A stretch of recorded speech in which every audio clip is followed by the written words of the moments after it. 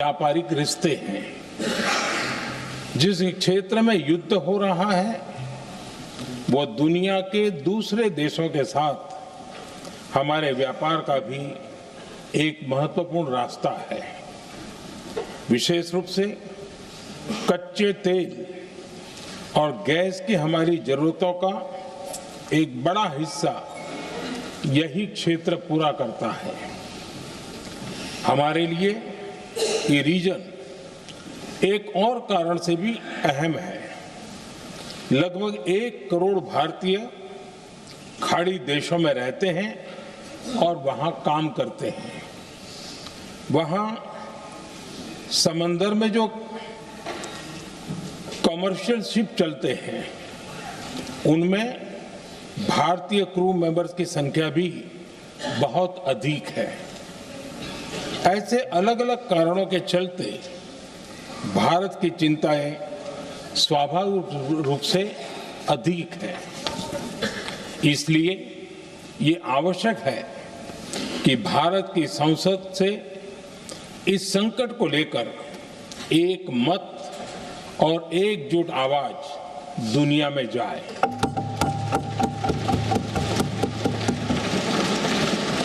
अध्यक्ष जी,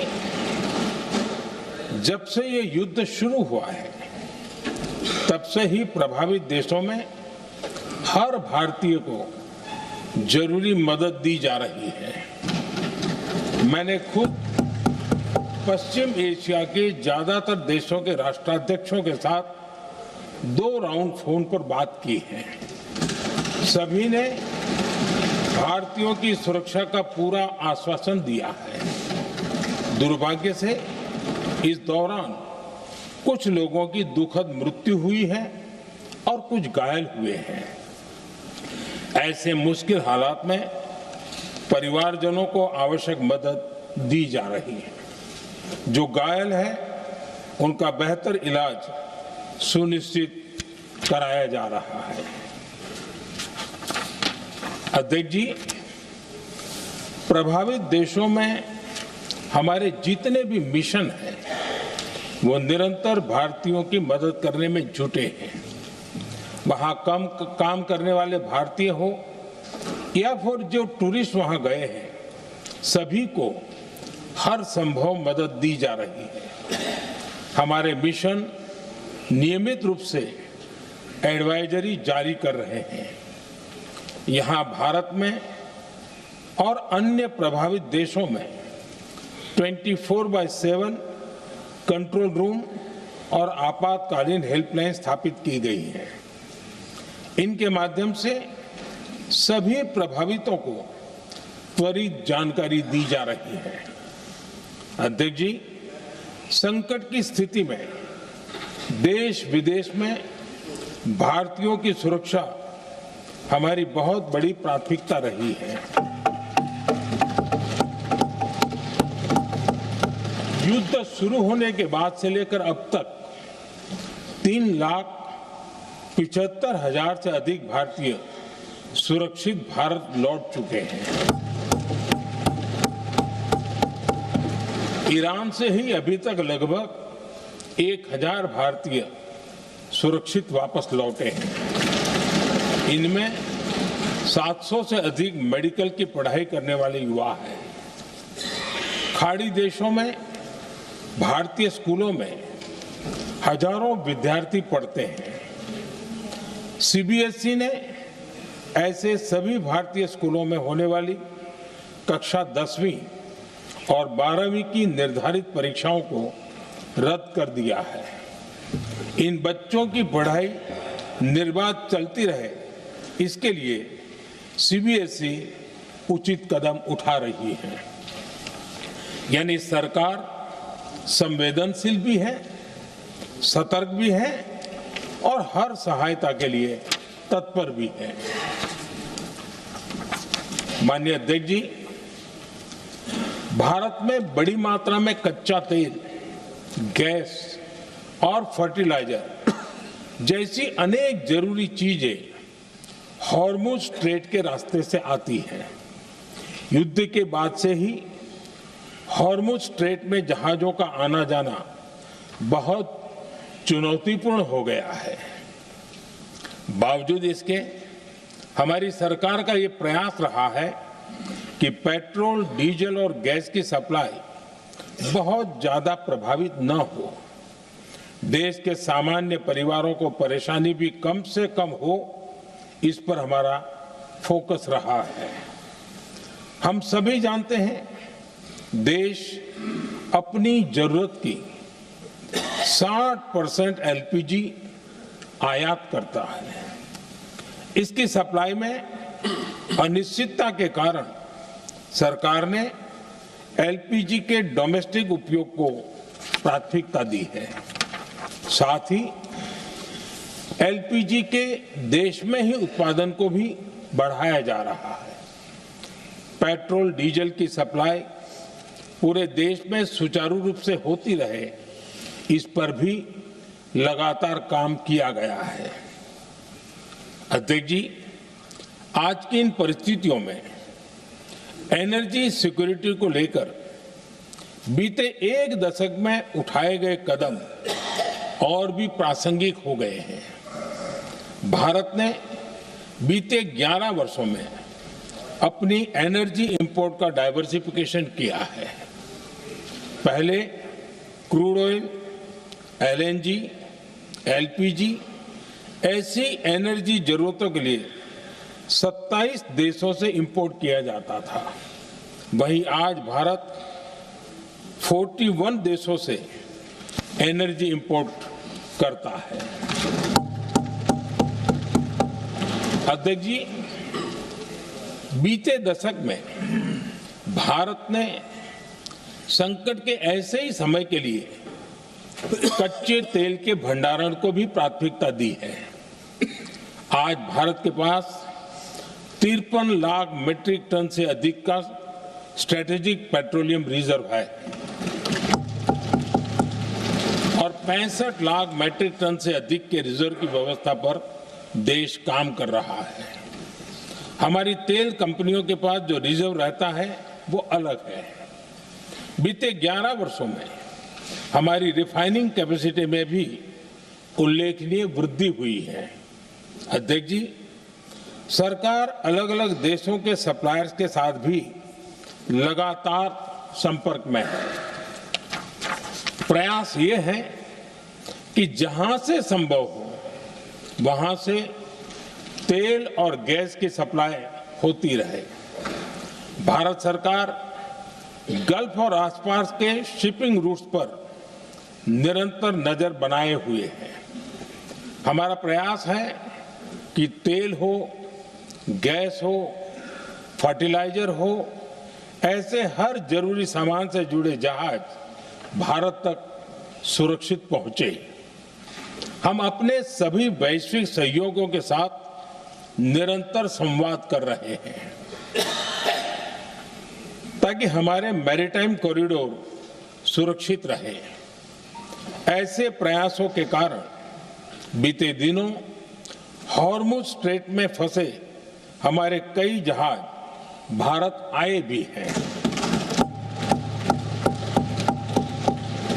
अध्यक्ष जी, संकट के इस समय में देश की एक और तैयारी भी बहुत काम आ रही है। पिछले 10-11 साल में इथेनॉल के उत्पादन और उसकी ब्लेंडिंग पर अभूतपूर्व काम हुआ है। एक दशक पहले तक देश में सिर्फ 1-1.5% इथेनॉल ब्लेंडिंग कैपेसिटी थी। आज हम पेट्रोल में 20% इथेनॉल ब्लेंडिंग के करीब पहुंच रहे हैं। इसके कारण प्रति वर्ष करीब 4.5 करोड़ बैरल कम ऑयल इंपोर्ट करना पड़ रहा है। ऐसे ही रेलवे के बिजलीकरण से भी बहुत बड़ा फायदा हो रहा है। अगर रेलवे का इतना बिजलीकरण न होता तो हर साल करीब 180 करोड़ लीटर डीजल अतिरिक्त लगता।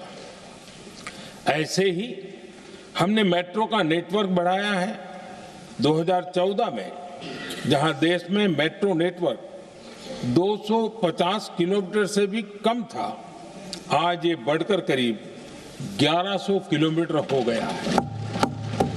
हमने इलेक्ट्रिक मोबिलिटी पर बहुत अधिक बल दिया। केंद्र सरकार ने राज्यों को 15,000 इलेक्ट्रिक बसें चलाने के लिए दी हैं। आज जिस स्केल पर वैकल्पिक ईंधन पर काम हो रहा है, उससे भारत का भविष्य और सुरक्षित होगा।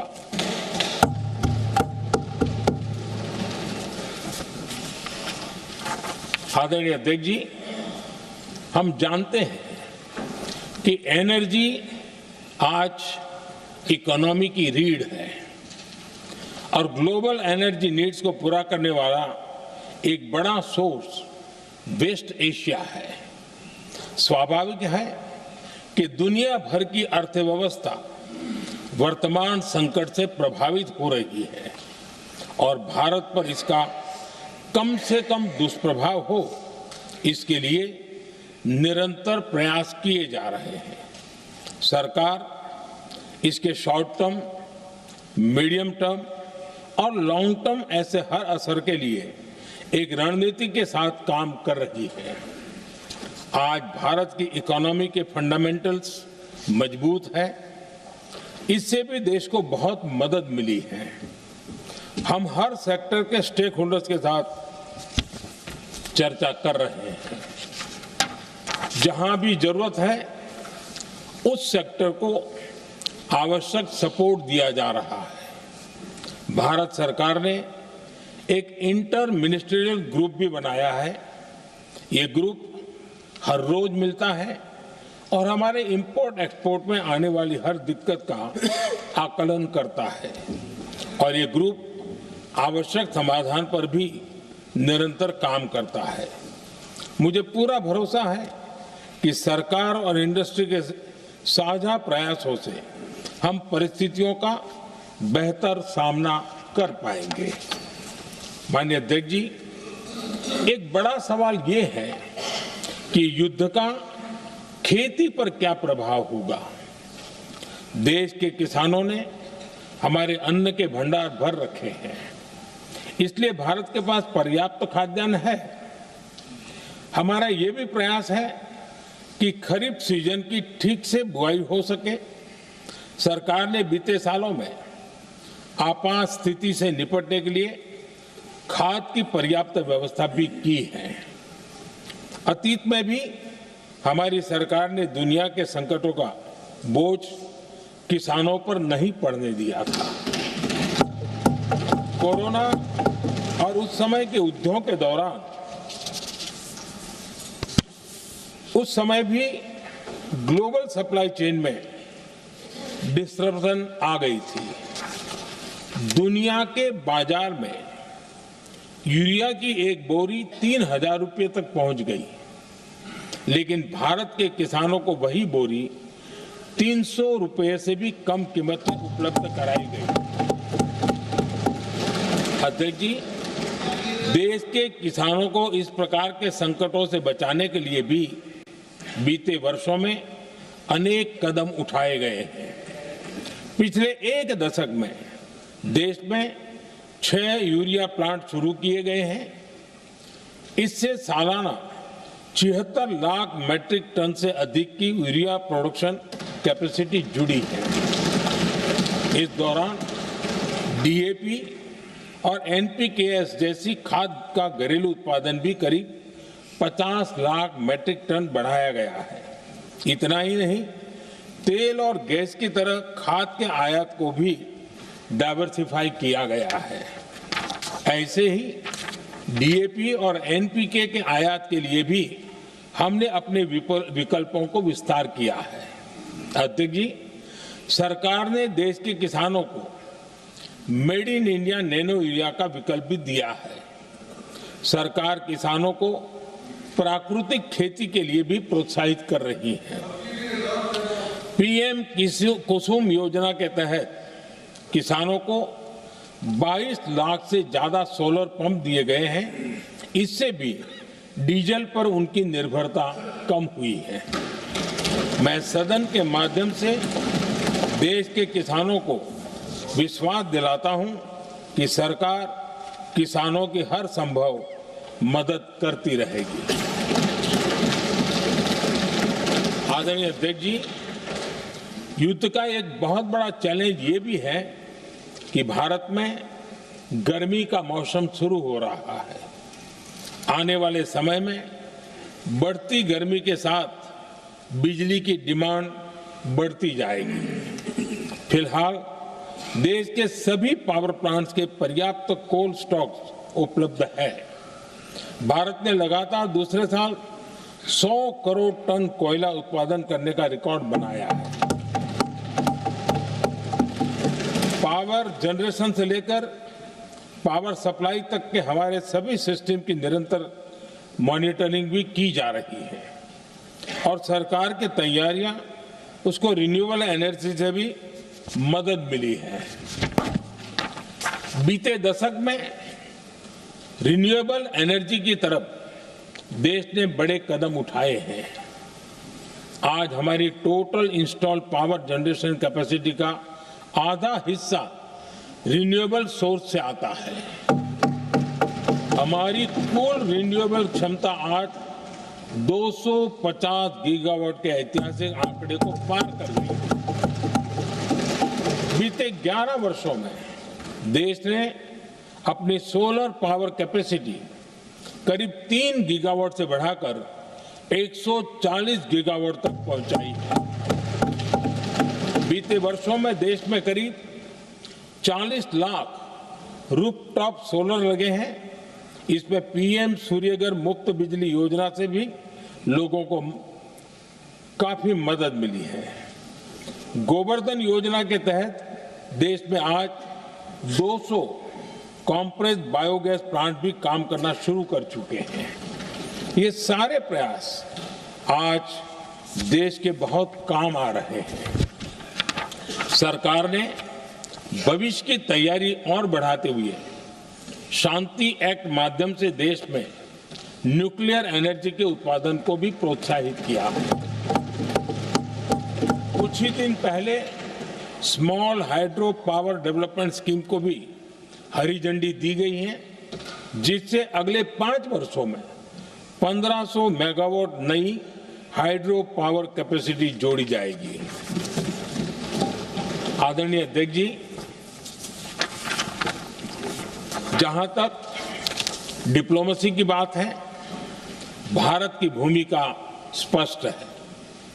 शुरुआत से ही हमने इस संघर्ष को लेकर अपनी गहरी चिंता व्यक्त की है।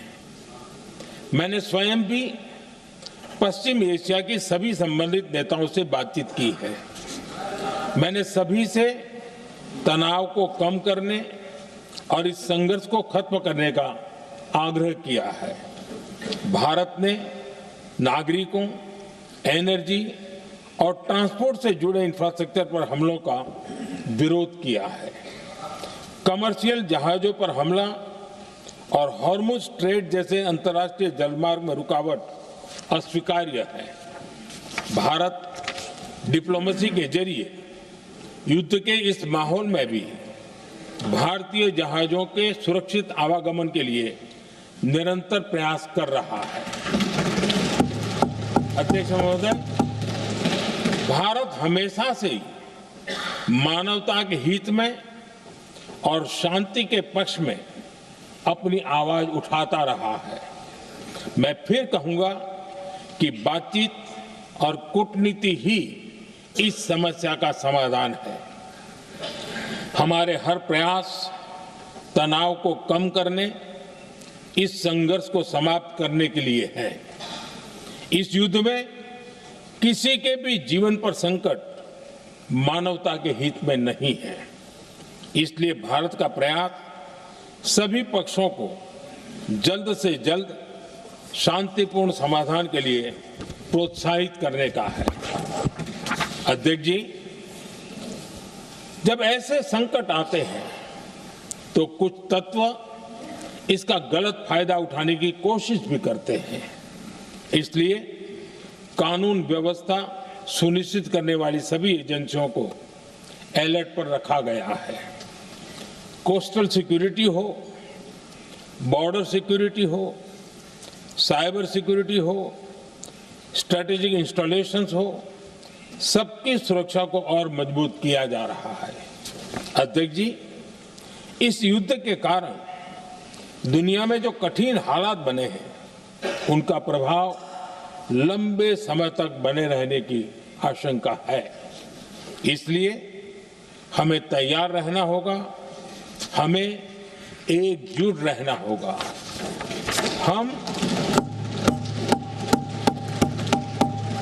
हम कोरोना के समय भी एकजुटता से ऐसी चुनौतियों का सामना कर चुके हैं। अब हमें फिर से उसी तरह तैयार रहने की आवश्यकता है। धीरज के साथ, संयम के साथ, शांत मन से हमें हर चुनौती का मुकाबला करना है और यही हमारी पहचान है, यही हमारी ताकत है।